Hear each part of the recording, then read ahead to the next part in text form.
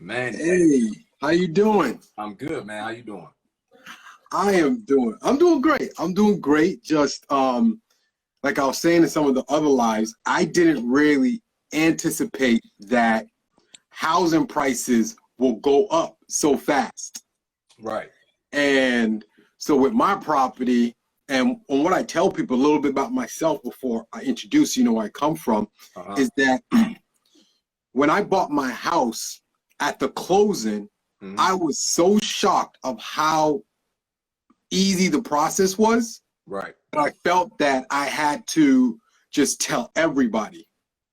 Yeah. And it, and then since then I've been digging into knowledge. I told myself I want to get into real estate, and from talking to people, it's not that most people don't have the credit. It's Hmm. not that they might not have the down payment. Is that they just can't believe that they could do it. Absolutely. So my goal when I started was, let me start reaching out to people that I could learn from myself, Hmm. my audience could learn from, and also that they could see it's being done by people that were in worse situations as them, the same Right. situations as them. Yeah. And if they could see it from someone else, they could grow. Absolutely, man. It's I put out a video I think last week just telling people that the most impactful thing is just starting. Right. It's just starting. It's getting out of our head. Is denouncing all of the doubt, and it's just starting. And for me, I started, 14 years ago in college. I started with a college refund check. This was in 2006. It was, before the last economic downturn. And a friend of mine in Detroit was flipping houses. And at the time, I didn't know what all that meant. But what I did know was that any and everybody who had a post that wanted a mortgage could get one in 2006. And, they were unqualified buyers, qualified per the paper, but unqualified in real life. And so these people needed financial assistance to even cover their down payment to enter into their homes. And so he had me come in and I would leverage my refund checks, cover the down payment to give them the capital or gift it to them per se for them to close the transaction, and then he would give me a return on my money. So I actually started out as a de facto private lender from college refund checks, and then quickly started to buy cash flow property. And when the market turned in 2008, then I started buying a ton of cash flow property at the bottom of the market. So while a lot of people have been saying, I'm gonna wait till COVID's over, I'm gonna wait till COVID's over, I'm gonna wait till, like, now is the time to learn this income producing skill set, immerse yourself into developing these skills and growing, because now is the time to start taking advantage. We're seeing a ton of opportunities on. Apologies, man. My phone does not stop ringing, bro. Oh, Um, hey, but hey, that's why ton of opportunities. if your phone wasn't ringing, I probably would have want you on, right? I know, right? You know what you're doing it. You're in the action. You're not pretending. That's what I Yeah, love. yeah, man. So, it's a ton of opportunities in the marketplace. But anyway, when I started, again, I had no idea, bro. I come from the inner city of Detroit, blue collar family, had no prior acumen with respects to real estate investing. I just started. And who knew 14 years later it would evolve into, I did the business for the first 7, 8 years without a mentor, and learned some valuable lessons with regards to that. I did really well. I bought 23 rental properties when I was 24, 25 years old. And, I just didn't know. I didn't have anybody to tell me that when they started to have problems, that I could have went out and acquired capital and got the things fixed. So I started selling off a lot of my portfolio in a down market with in result of, being a little bit capital stricken and not knowing that I had the ability to go out, raise money to have people partner with me. And so started out in cash flow, did that 7, 8 years, eventually finally went to a seminar. I wasn't privy to seminars until like 2015, believe it or not. Just where I come from, that wasn't my circle. Yeah. And finally joined a network, spent $1 gazillion, right? But it was the best investment I could have made. And, immersed myself into a network and around people who were like-minded and wanted to do what I did. And so, took off, hit the ground running, bought 18, 20 flips my first year, raised over $1 million in private money. And, that pivoted into wholesaling and everything else, right? And so what I could tell you was that I knew absolutely none of that. All I knew was that I had an opportunity to invest $7,000 and get a significant return on my money while I was in college. And so I just encourage everybody to start. But if you can do it the right way and go get education, go get infrastructure, go get a resource center like a network, then do it that way first, right? And then pivot from there and go out and grow whatever you want to grow. I love it. So just for everybody that's, on, I just want to let you know he has a university, iFlip University. And if you just go to his page and you write in his profile, you can find a link. And he actually has a free course where he gives great information. So I just want to, I'm going to say that a few times. iFlip University, is that correct? Yeah, it is, bro. Appreciate that. And you heard his story already. This is someone that's not just talking, read a book and was like, hey, let me throw a course out there because it's quarantine. He's doing it and has the evidence to prove that. So I was watching your course, and as I said, he does have a free course while I was on, and I definitely want to dive deeper. Is during your course you had a great phrase, and it said, "Perfect purpose changes everything."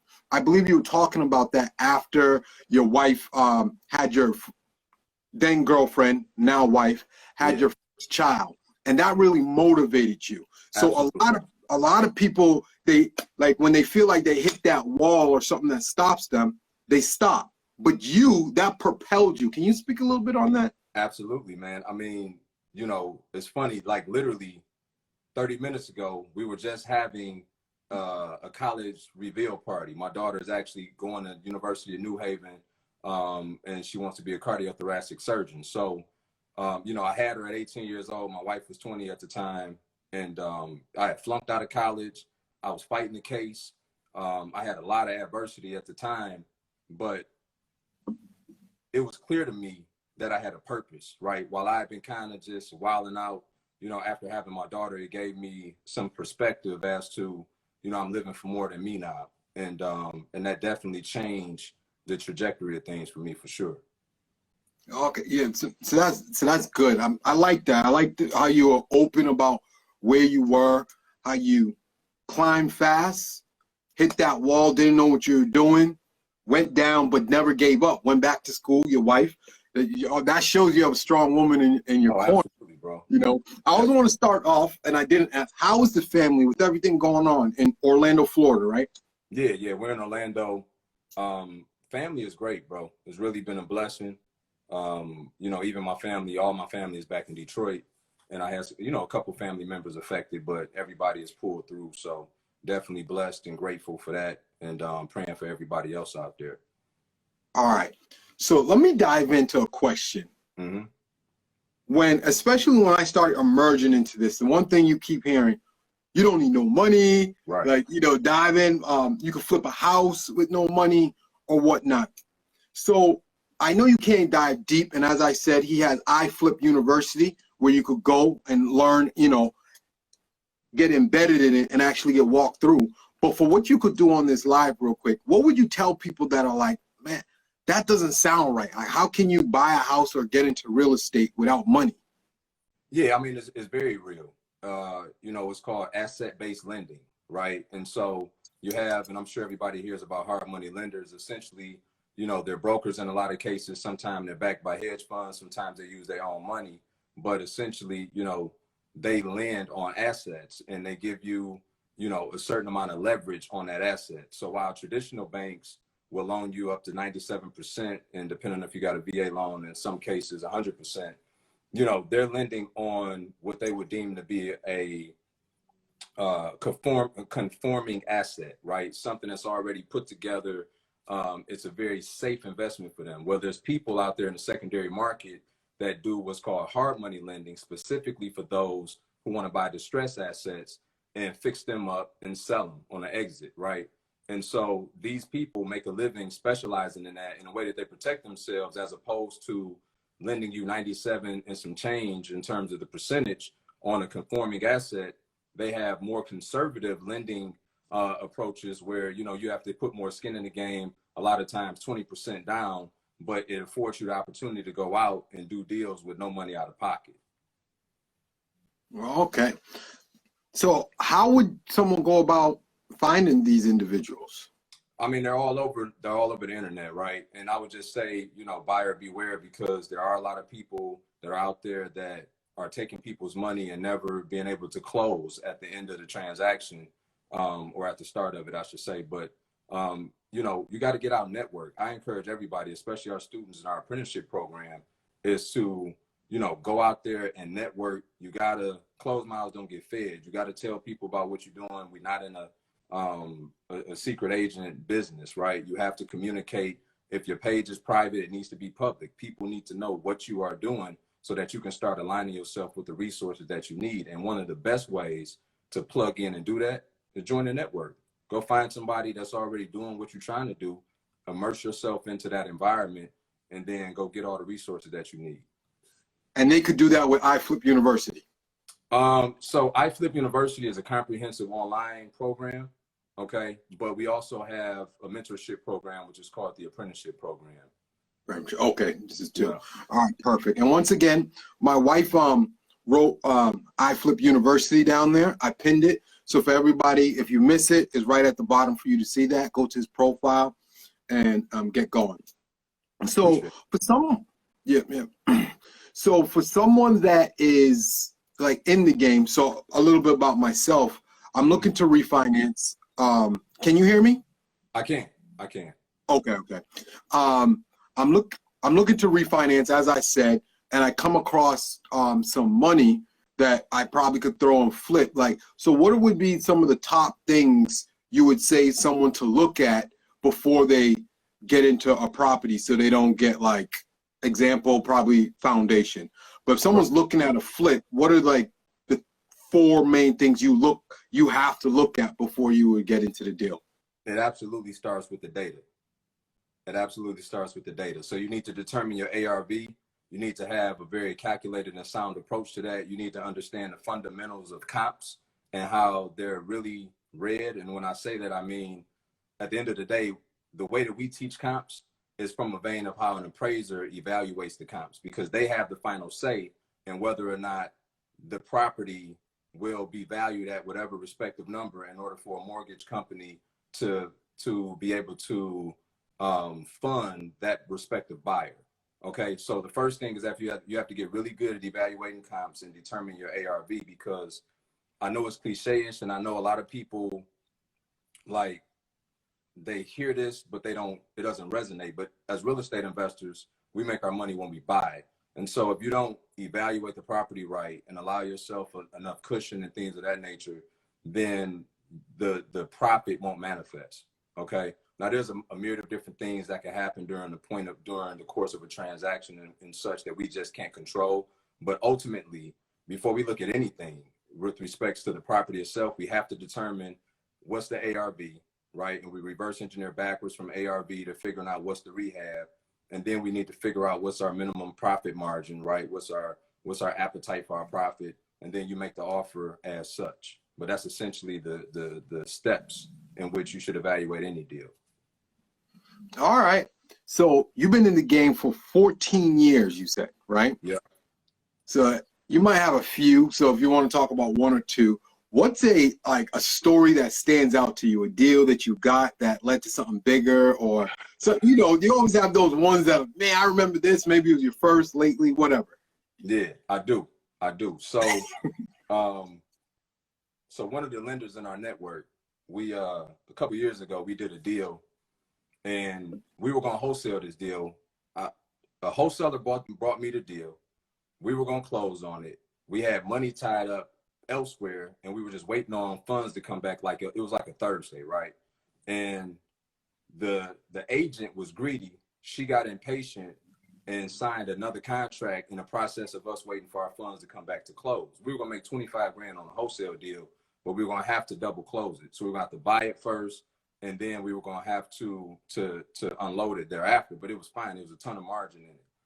So anyway, she tried to squeeze us out the deal, right? She went with these backup buyers that was in her office because she wanted to buy a BMW. And I'm not making this up. This is literally what her motivation was. And she had it on layaway, is what she told me. So we end up we get wind of it, that she's forcing us out of the transaction. And it's Friday, right? So the deal was supposed to close with the new buyers Friday at like 2 p.m.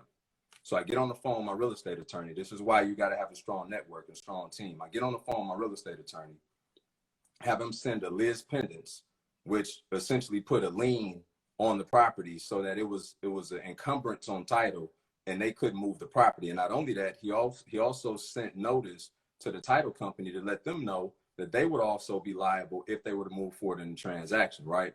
Now, the unfortunate part about all of this is it left the seller, who was the agent's next door neighbor, in limbo. He was trying to move to Florida with his family. He was up there trying to, finish, tightening up some things so that he could leave. So it was unfortunate because he was in the middle of all this, but it was only because his agent was greedy. So you got to be careful who you work with. You got to pick the right people, right?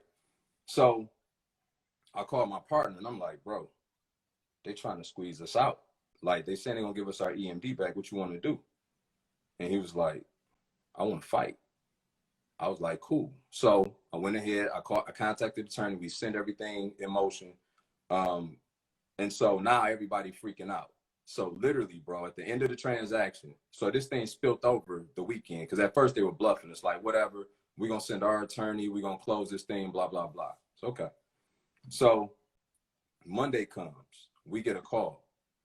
They ended up paying us $15,000 to let them buy the house.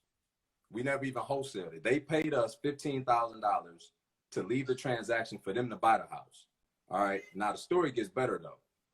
The agent got actually squoze out of the deal because her broker had the buyer. So they ended up giving her like a transactional coordinator fee of like $300. So now she's calling me after the deal, asking me if we could give her some money. Bro, look, the story gets better though. Wait, all in one transaction? It gets better.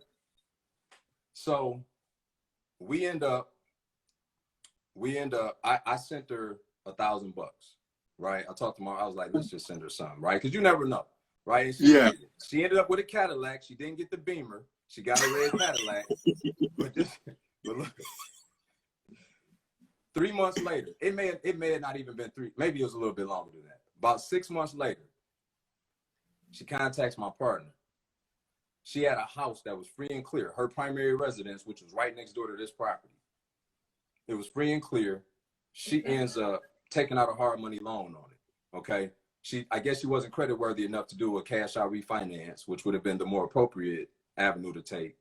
And so she takes out a hard money loan on it. Well, as we all know, hard money lending is a little more expensive because it's structured for people that's making investments to try to go have some upside, right? So now she can't pay her hard money loan. So she needs us to step in and buy the house from her. So we end up buying the house from her and then end up wholesaling her house. All this happened in a matter of like 7 months, bro. Wow. So wait, the first house, how much were y'all planning to make off of that deal? Was it 25? We were gonna make 25 grand. We were gonna buy it and then wholesale it. We were gonna have to double close it because the fee was so large and both parties, the buyer, it would have scared off the buyer and the seller in this case. So we were gonna double close it. We were gonna make 25 grand. She ended up being greedy. Lost the Beamer, lost the check, and then lost her house, all in a matter of 7 months. And we ended up making 40 grand in result of it. Yo, that's crazy. So you gotta be careful, man. You gotta be careful. You gotta do right by people. You gotta be careful. Things are gonna happen in business that you can't control. But she was purely in this transaction for nobody but herself. Nobody but herself. And she lost on every front. She texted me not too long ago. I kid you not. She was like, hey, I just wanted to check on you, see how things going. When she moved into her new house, which was a downgrade from where she was at, she couldn't even afford to put a furnace in there. So my partner ended up buying a furnace to put in her new house. We continuously blessed her while all she did was try to get over on everybody. Oh no, you're good. You're good. At least now I know, because sometimes when I feel someone just tries to like cut me by my legs, I just can't trust them. Like, you know, and but you Right. just shows that like, Right. hey, like I know, and also that leads. I know you said you're a God-fearing man. You gave your gave your life to Christ, right? Absolutely, man. Absolutely. And that's what you should do. You shouldn't want to, you know, get back on anybody. So that's good. Yeah, But I mean, before I, listen, we still human now, right? yeah, But yeah. but at the end of it, at the end of the day, you know, people like that, they always take care of themselves. You know what I mean? But yeah, giving my life to Christ was definitely a turning point in my life, man. And I'm so thankful for him today. Like I tell people, entrepreneurs to me have the strongest faith, and I don't care what your, you know, your faith base is, but you have to have something, because you know the motivation to get you started, the determination to take you so far, but you got to have faith. You got to be able to lean on the source of everything, right? And you have to be able to have that to continue to thrive and be able to take those steps when the next step is not even in front of you. You follow me? Yeah. So I just encourage everybody with that regard, like, because entrepreneurship is a faith walk. It's a faith walk, but God can only do his part if you take the first step. Yeah. No, so before I continue, I just want to say, for everybody viewing, my wife is on this. If you can see, she's typing. Send out your questions, and she's going to write it down, and I will try to get to everyone's questions. So feel free to type. If you're typing your questions and you don't really see me move towards it, don't worry. My wife is writing it down, so we get to that. So I'm happy you said that, because in your course that you put, you did say important to give back. I think you love to give back. Mm-hmm. You love to travel, and you love cigars. That's it, right? bro. That's it. That's it. Yeah. So tell me about some places you travel to. Like, I just want to get that, you know, that vision of what, like, all this work you put into real estate, what it has it afford you, the places to see or whatnot, so people can see. Yeah, but they can yeah. So I'm a huge fan of Mexico. So before I stopped drinking like a year ago, I was a big tequila connoisseur, right? So you know, I got a place in Cancun at the Western Laguna Mar. It's a timeshare there. And so I go to Cancun, you know, frequently. You know, love traveling to Cozumel. Got a place in the Dominican Republic at the Malia there. And I would say, you know, stay in the Western Caribbean for the most part. You know, I love Puerto Rico as well. My daughter, for her graduation trip, we're taking her to Europe. And so that's going to be a good look. Looking forward to that. And but you know, every quarter, you know, I try to take my wife, you know, somewhere, get away, unplug for a minute. And I love yachts, so you know, we like hopping on and off yachts. And yeah, I love cigars, man. I do. That's my delicacy. I hear you, man. I hope my wife was not paying attention to a trip every quarter. Nah, yeah, no. So back to your well, I'm not sure if it was iFlip University or The Apprentice. Hey, Manny, she said she heard that, bro. Oh, yeah, I hear her over there. Yeah. So you told a story about a kid called Nikolai, Mm-hmm. who lives in Denmark, Mm-hmm. took your course Mm-hmm. from Denmark, Yeah.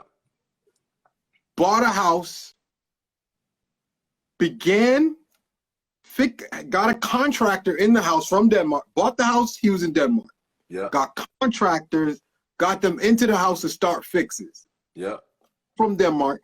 And then now, even though he lives out there, he's still doing deals after taking your course.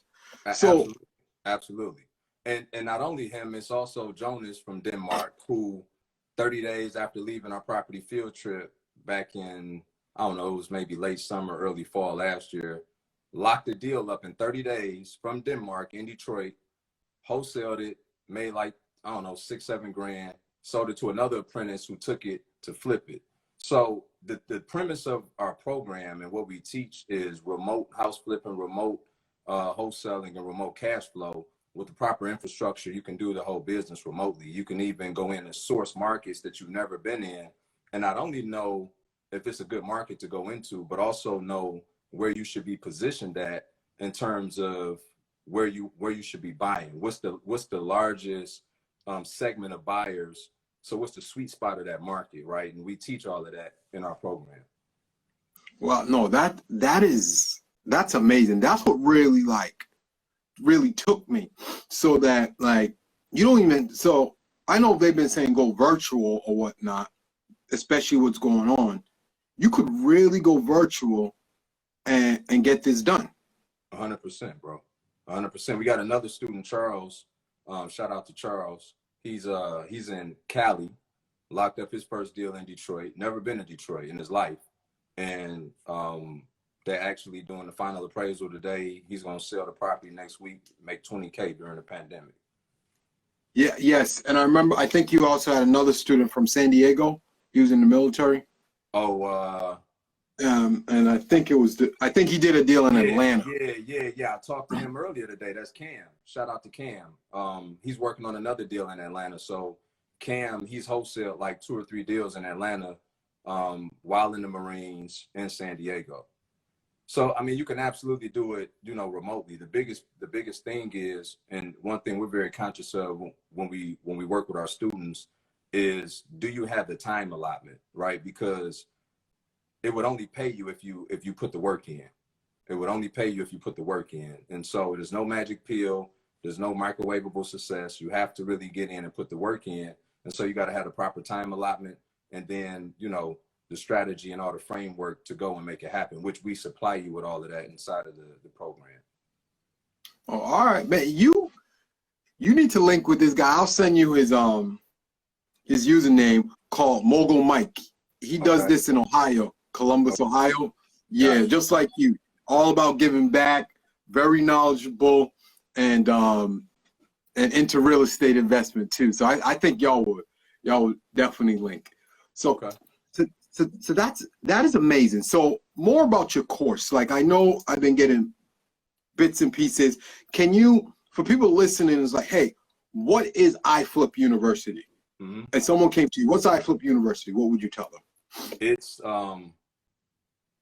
It's everything you need to get started in this business if you want to learn how to flip houses remotely at a steady diet, one of which you choose, right? We designed it because, number one, everybody may not be a fit to work with us in our mentorship program and our apprenticeship program, but everybody who wants to learn real estate should be afforded the opportunity. And that's why we created the online. There's 8 modules, and it teaches you everything from how to set up your asset protection. There's most people think you just need an LLC. I'm gonna get this freebie out. It should be an LLC with an S corp election, because, for active income strategies like flipping, like wholesaling, it's so much more beneficial to you and your CPA during tax time, and it's other benefits to have an LLC with an S corp election. You can use a traditional LLC for your cash flow deals. And, so we teach you asset protection. We teach you how to go in and source deals remotely. We teach you how to build your infrastructure. We give you scripts. We give you contracts. We give you all the fundamental assets and the ideology and methodologies in which you could go out there and build a business remotely. We just had a guy from Cleveland that went through iFlip. He just closed on his first deal 3 weeks ago. Guy had no previous real estate experience. So it's really everything from A to Z, from asset protection all the way down to flipping a house, putting a check in your pocket, and having good CPA practices. All right, and usually, about how long does it take for someone from start to finish? Maybe it depends on your speed, but on average, about how long? So it's very difficult to gauge, only because it's designed for people to pick it up and put it down at their leisure, right? And so most people will get through the first 2 or 3 modules, reach out and tell us how great it is, etc. And for anybody that goes through it, by the way, let me know. Please tag me. Let us know, good, bad, or indifferent, whatever your opinion is. We always look for opportunities of growth. Although all the responses that we got have been phenomenal thus far, we warrant any response. Okay, so don't be shy. If you go through the course, let us know how you feel about it. But to answer that, Manny, you know, I've talked to maybe 3 people that that have mentioned they've gone through all 8 modules within maybe a 6-week period. But it's another one of those things to where, you know, I tell any, you don't want to binge watch it. You want to go through it. You want to take copious notes, and you want to take action in between, right? It's not a book. You want to take actions, and the way that is very practical. The way that it's laid out is very systemic. And so as you go through it, you should take action steps on it, not just go through it and then just try to digest it all, because that's not the intent. All right. Well, no, that's good. That's good, especially that the legal part, because that's where you see a lot of people get into trouble. The legal part, the accounting part, and when everything's said and done, when tax season come, they're like, I didn't know I have to pay this, you know. So that's good that you teach that, so they start off with on the right foot. So that's good. Let me get to some of these questions. Okay. All right. So Nikolai, he bought a home from Denmark in the United States. Mm-hmm. Would you purchase real estate in another country outside of the United States? I would. But, you know, I would have to feel very good about the infrastructure. There would have to be a tremendous amount of upside. And the only reason why I say that is this, because we know how domestically to go in and find great opportunities with healthy margins, etc. So I'm one that believes in just because you could don't mean you should. And so, you know, I'm very practical in my approach and making sure that if I'm doing something, the risk reward is there. Okay. Now in Denmark, what people don't know is that, you know, they got 60% income tax. So for them, it's much more beneficial to leverage their money domestically. They get, you know, much better returns, etc. So, but yeah, it would have to be the right situation. It would have to have a tremendous amount of upside and have the infrastructure, because otherwise, you know, I keep milking the cow, you know? Yeah, no, I hear you. All right. The next question. What is the key to your success thus far in your career? Staying consistent. Staying consistent. Yeah, staying consistent. It's going to be challenges. I mean, I lost $500,000 at one point to figure out what I know today. I see your face, right? That's typically what that looks like. So, but you got to you got to lose $500,000 to make millions sometimes. And so it's just important. That's back to that faith, right? I got real close to God during that time, right? And so while most people would throw in the towel, that's how I was able to persevere through that. And so it's just about consistent, deliberate effort. You got to do things on purpose. You can't just go out there hoping that it happened. You have to have a plan, and you have to work towards that every day, even when it's not pretty. You got to get up and put it in. It's not about doing the things that you want to do. It's about doing the things that you have to do. No, that's good. And especially, and one thing keeps coming back with you, no matter what you may hit, you keep on going. You don't let it just tap you out from college, losing the houses. I think you said you did go back to corporate America, but you realized that wasn't for you. Got back into the game, but you just got back doing it the right way and teaching other people how to do that. So that's good. So another question, do you have to get a license pending when you get the purchase agreement signed? A license pending when you get the purchase agreement signed. Not sure I fully understand that question, honestly, bro. Yeah. Yeah, I'm not sure on that one. But you want to have a licensed realtor to sign your purchase agreement for sure. You want to go through a licensed realtor to sign. Let me just quiet this misnomer that's out there as well, because everybody talks about off-market wholesaling, which we do, and it's actually phenomenal. We teach that in our program as well. A lot of people like, I don't want to pay realtors, right? And what y'all need to understand is this: as the buyer, you do not pay realtors. So if you're a new investor and you're trying to avoid realtors because you heard somebody say something sexy about going out and and going around the realtor, like you're setting yourself up for a possible failure. Okay. Realtors protect you. The process protects you. So the realtors actually are paid, even if it's your buying agent, they're paid on the sale of the transaction from the list agent, from the seller side of the transaction. So make sure you go out there, you're using realtors local, specific to your marketplace, so that you are in viable transactions and you're solidified and your interest is protected. Okay. All right, perfect. No, that makes sense. And I know from watching your course, you talked about something a lot of people say, man, I'm gonna go out there and get my license so I could close the deal and make money. And you said you've been there, done that. Been there, done that. I figured out, I got my license back in 2009 while I was still in Detroit.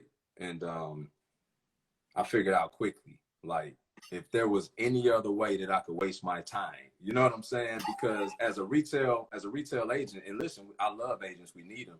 There's probably 10% of them out there that are really good and effective at what they do, but like, it's a big time waster. You put in a lot of work, and a lot of the time it doesn't manifest into anything. People will waste your time. Like, they have a ton of time on their hands, and guess what they want to go do? On the weekend, they want to go look at properties, right? They want to make a day of it. And you just run around showing people a ton of property, and it never turns into an actual check.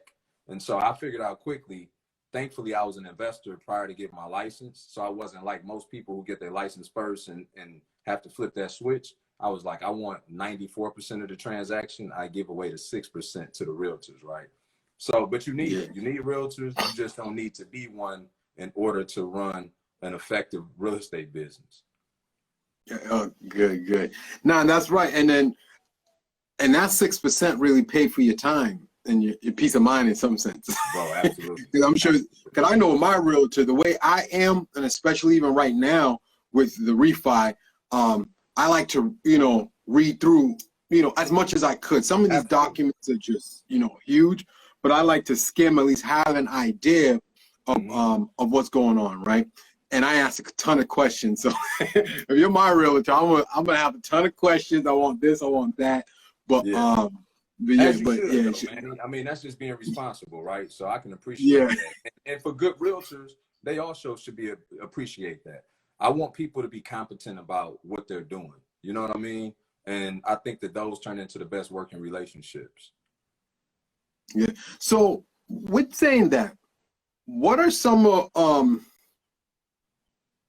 I don't know if to say regular mistakes that you see people trying to get into the game and they constantly get their hidden? Like, you keep seeing they want to become real estate investors and they keep making these mistakes. Right. So I think a lot of people, and this is the biggest thing that I come across, like, COVID really was a blessing. It afforded me an opportunity to be stable. I normally travel 2 weeks out the month and talk to a lot of people and encourage people and try to get them involved in real estate. And what I found is that it's a lot of people that they got this hodgepodge of information, right? Which is great that they're actively at least seeking out information. The problem is that people don't have a streamlined approach to what they're doing. And so when they start taking these action steps based on this clip that they saw, or, somebody put out a video and it only gave them partial information, but it seemed as though they gave them every piece that they need and every component that they need, they go out and fumble. And, I think the biggest one I see is on the wholesale side of the business, where people go out and they spend money on flyers and, various methods of marketing, and they don't even know what they're doing. And so I just encourage anybody to go out and find a singular voice. You know what I mean? Like do your due diligence, study people, see who you can identify with. It's a ton of people. I mean, look, the 10% X's and O's of real estate, you can only teach it so many ways the right way before you're teaching it wrong. You're just misleading people, right? So go find your tribe. Everybody got a different tribe, and immerse yourself in that and give that a shot. See that all the way through versus just keep jumping around, because it will save you money. It's going to cost you some money, but the reality is that doing it your way is going to also cost you money, and it's going to cost you more time to get past the many and various hurdles and streamline your approach. All right, perfect. So I have a question. It's more outside of real estate investing. But a lot of people, if you read articles, a lot of millennials are holding back from just even buying their first property, just, you know, maybe to live in, or, you know, they just want one multifamily so they could live in and you know, make some income. But they're waiting for that big crash to jump in. What would you say to them? Because I'm noticing a lot of news outlets are picking this story up. And as someone that's in the game, on the field, Right. what would be your take to that? I think that, and not even exclusively just to the millennials, but I think that for people that are holding off from buying a primary residence right now is a good idea. Okay, I think that's a good idea, because after we get on the intermittent aspect of the influx at some point in time, just logically thinking, that once these forbearances, the concessions that the government is put in place with the various financial institutions to give people a reprieve from paying their mortgage, is going to turn into forbearances. And when that happens, we're going to have foreclosures, and we're going to have what we were already scheduled to have, which was a market contraction in real estate. And so I think it's smart. If they're buying a primary residence, they absolutely should wait. If they're looking to buy investments, they absolutely should start now. Okay. And why start now with the investments? Because if it's an investment, you're going to be making money, like investment with flips, or like even. So fuzzy over there, man. A little bit, bro. But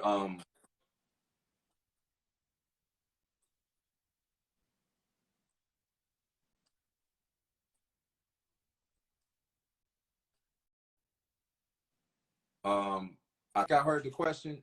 What I would say is, it's a better time to buy investments because. I can hear you. You with me? Yeah, I'm with you. Can you hear me? Okay, can you hear anyway? me? I can hear you spotty, but can you hear me? I can hear you. Yeah, all right, cool. So can you hear me? So when you go to buy investments, you have an exit strategy, right? And so you can project your exit strategy. You can target your exit strategy. You can change your course of action to appease whatever the exit strategy is. Okay. Versus when you're going to buy a primary residence, when you're going to buy a primary residence, the strategy is that you're trying to hold on to it for some extended period of time. And so if I'm gonna buy something that I want to hold on to for an extended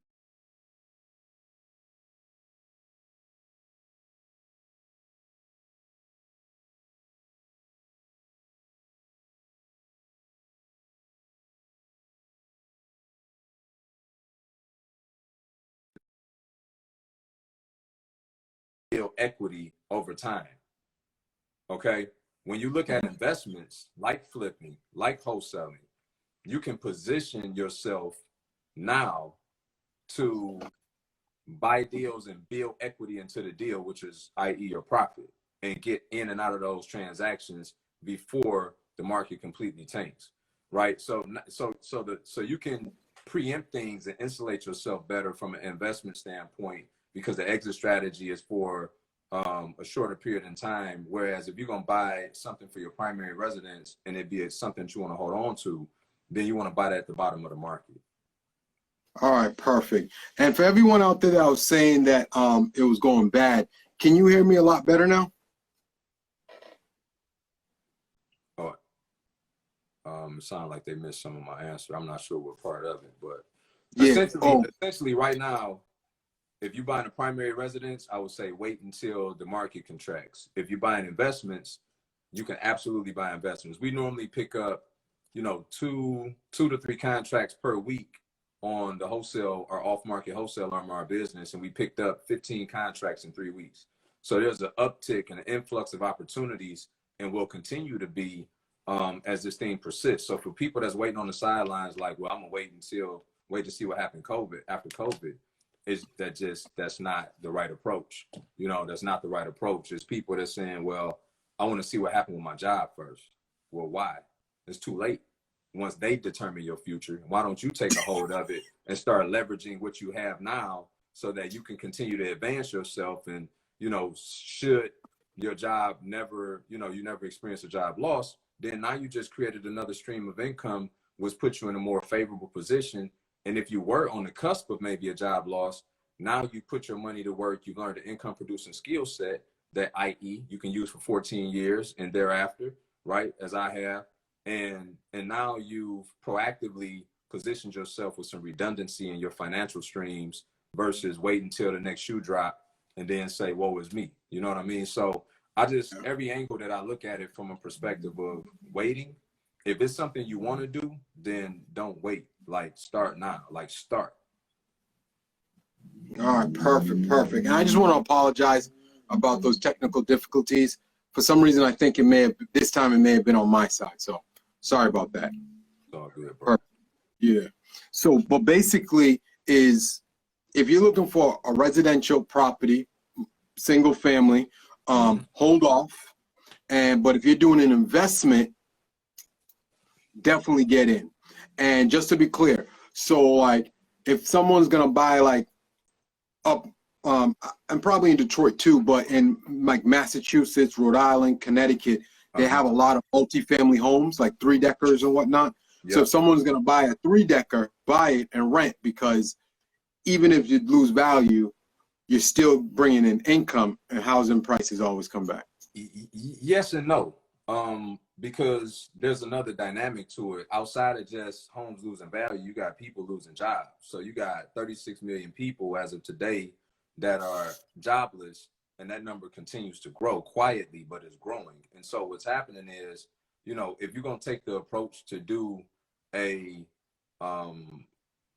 house hack approach, right, where you buy a tri-level, or a 3-unit or a 4-unit, and you're going to live in one and then rent the remaining out, you still want to make sure that you got a stable tenant. So if you're buying those assets in B-class areas, those particular tenants could be subject to job loss, right? A lot of people who are cash flow owners are experiencing that now. So if you can position those kind of purchases to where you can, get Section 8 tenants, then it's a little bit of a safer play, right? Because the government is government backed. So, and even then, even in a house hack scenario, like, I want to make sure I got a good deal. I want to make sure I got substantial equity in that play, because otherwise I can use other active income strategies to produce until the market completely flattens out or takes a dive, better yet, and capitalize at the bottom of the market if I want to buy and hold something. So right now it's just all about, get yourself as much equity as possible, because it may be fictitious here in the next 6, 8, 10 months. And if you have equity right now, you're doing what's smart. And if you have equity right now, you should be doing cash out refinances and equity stripping that asset, because again, all that hard work that you may have put into building that equity will be gone when the market contracts. Perfect. So a question I like to ask a lot of people is, it could be 3, 5, whatever you feel to say, book recommendations. What are 3 to 5 books you recommend anyone that's looking to get into this game of real estate, or just like entrepreneurship in general, right, that you read that you recommend they read also? So I got to recommend the Bible, number 1, right? Because it all got to start with the source. And then Rich Dad, Poor Dad, for anybody that's never read it, you have to read that. Think and Grow Rich. Think and Grow Rich. I'm going to tell you who got a killer book out right now that I just started.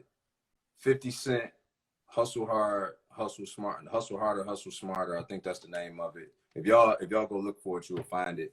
It's a phenomenal read, bro. It's 50, but it's a lot of Curtis Jackson in there. That guy is a tremendous entrepreneur.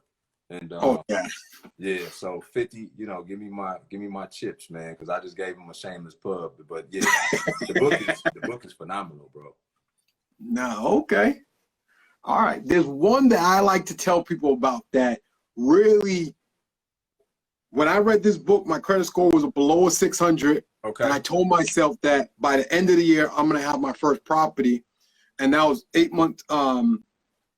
About 6 months later, I didn't have the property by the end of the year, but December 31st, I signed the purchase and sale.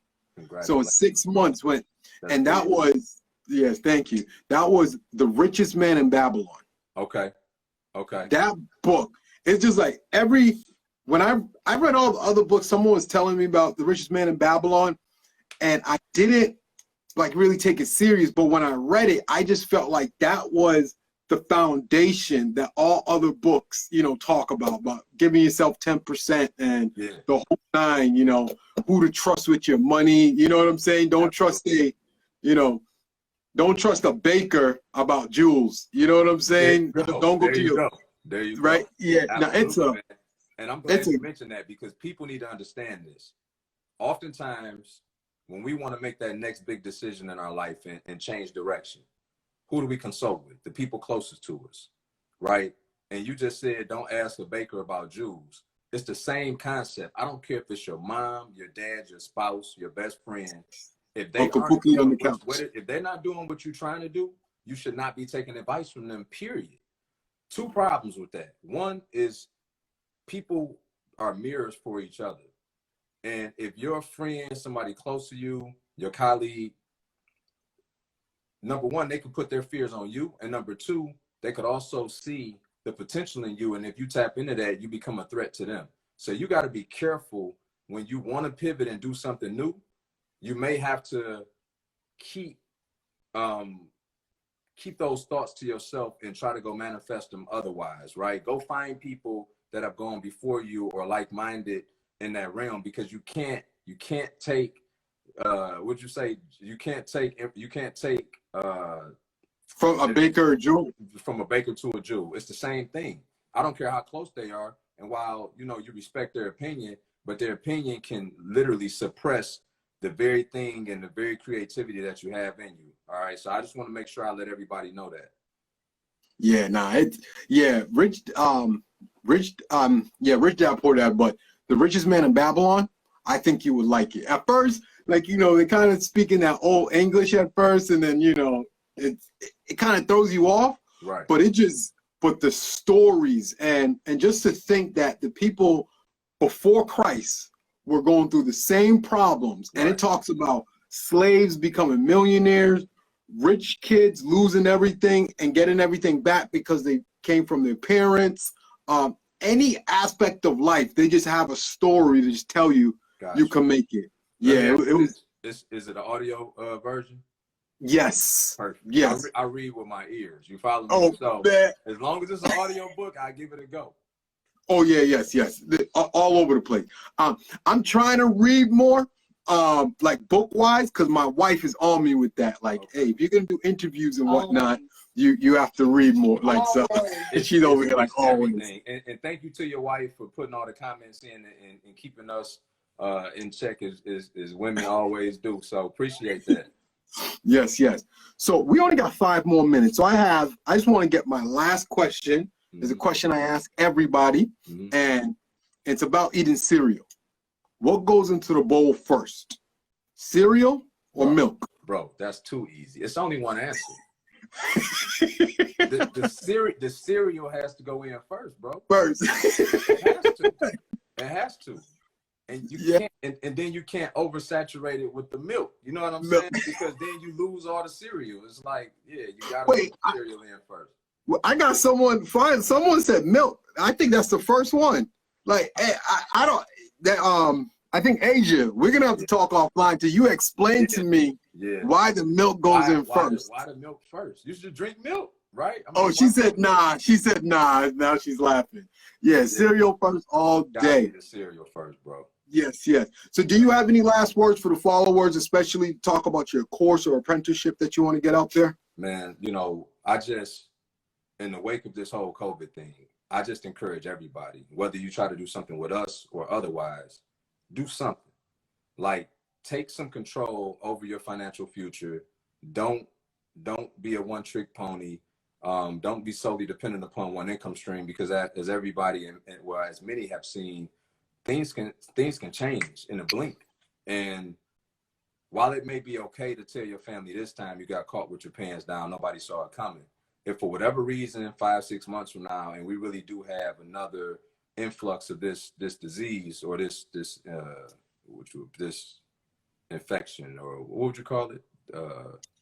Yeah, it's really just like the fever, flu. Yeah, virus. Yeah. It's been a long day. So if there's another influx of this virus, and you for some reason are financially stricken again, is it really okay to say it happened again?